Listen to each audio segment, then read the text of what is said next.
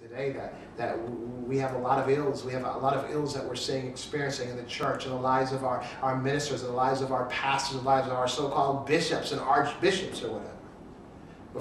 We're finding more morality issues. Preachers and kids, preachers and young girls, preachers and infidelities, preachers and all the issues that we've been seeing, even financial issues and fraud and thievery and all kinds of things. If you follow those things back, there are insignificant seeds, seemingly insignificant seeds that sprouted and grew into something large.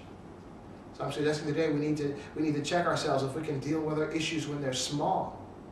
We can prevent large, terrible things from happening. And I think the first thing, as we open up in this program, is recognizing how we exalt even the ministers that have been given charge over us, okay? What I'm suggesting today is they're only human beings. You know the old saying, absolute power corrupts absolutely? Well, somebody just didn't make that up on a whim. It really does.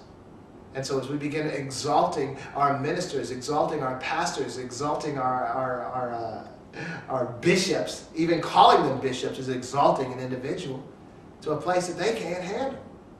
Jesus. We just called him by his first name. And Jesus, we find often in times going away to pray for hours upon hours, even at one time praying to where he sweat, even as great drops of blood. Jesus had to deal with issues, remember? Oh, Lord, if you can take this cup from me, please do, but nonetheless your will be done. Jesus suffered with ego issues as well. Ego, making your place, yourself, that important to where he didn't even want to go to the cross, but he dealt with it in prayer. So I'm saying if these are issues that Jesus had to deal with, these are issues that we have to deal with. Paul himself says, I could be bragging, I'm a great man, but God has given me a thorn in the flesh to keep me humble. What I'm saying is there's a thing about humility, and there's a thing about pride.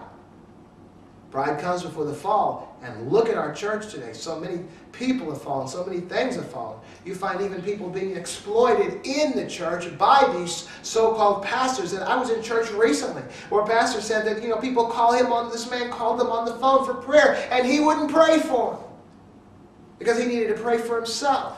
Now come on, man. Especially if you're on the church's payroll, you need to be praying for folks if they call you up. I'm just saying this. Is we come to a place where if Jesus is the intercessor for the propitiation and the intercessor before God the Father for us 24/7, then how can I deny praying for you when you ask for it? Oh man, pride comes before the fall. We forget who we are. We forget our place. We get to recognize that even the greatest among us are servants, and that those that believe they're first will be last. We need to recognize our place, a place of humility, and it's difficult sometimes. It's difficult.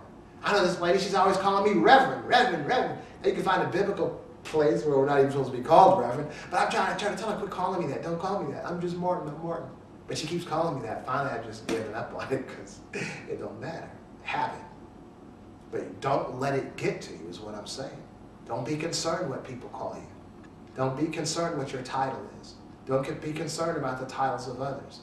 Be concerned about the words that are coming out of their mouth. Be concerned about the words that are coming out of your mouth. That's it. That's it.